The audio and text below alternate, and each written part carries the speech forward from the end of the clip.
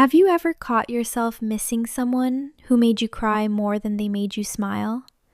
Someone who ignored your messages, broke your trust, manipulated your emotions, or made you feel like you were never enough. And yet, months later, you still think about them.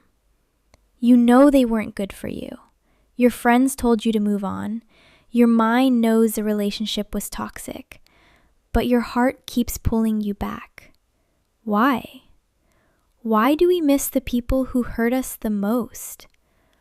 The answer is surprising, because we're often not missing the person.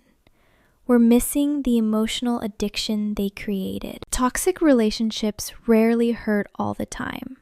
If they did, leaving would be easy. Instead, they operate like a psychological roller coaster. One day they make you feel special. The next day, they're distant. One moment they shower you with attention. The next moment, they disappear. Your brain never knows what comes next, and that's exactly what makes it so addictive. Psychologists call this intermittent reinforcement. It's the same principle that makes people keep pulling a slot machine lever. The reward is unpredictable, and unpredictable rewards create stronger attachments than consistent ones.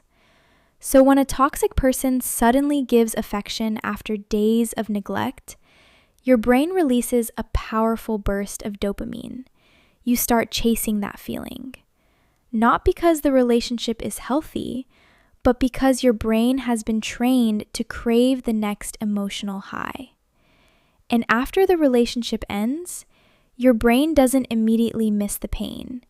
It remembers the moments of hope, the good conversations, the compliments, the attention, the version of them you wished they could become.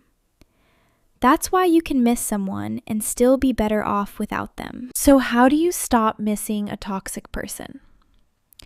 First, stop confusing attachment with love. Just because someone occupies your thoughts doesn't mean they deserve a place in your life.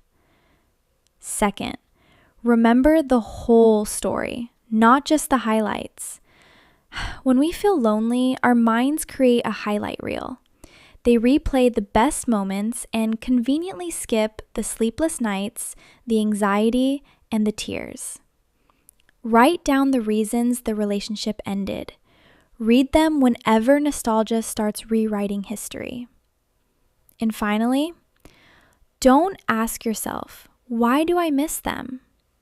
Ask yourself, what need was I trying to get from them? Love, validation, attention, security? Because once you learn how to give those things to yourself, the hold they have on you begins to disappear. You don't heal by forgetting toxic people. You heal by understanding why you were attached to them in the first place. And once you understand that, missing them no longer controls you.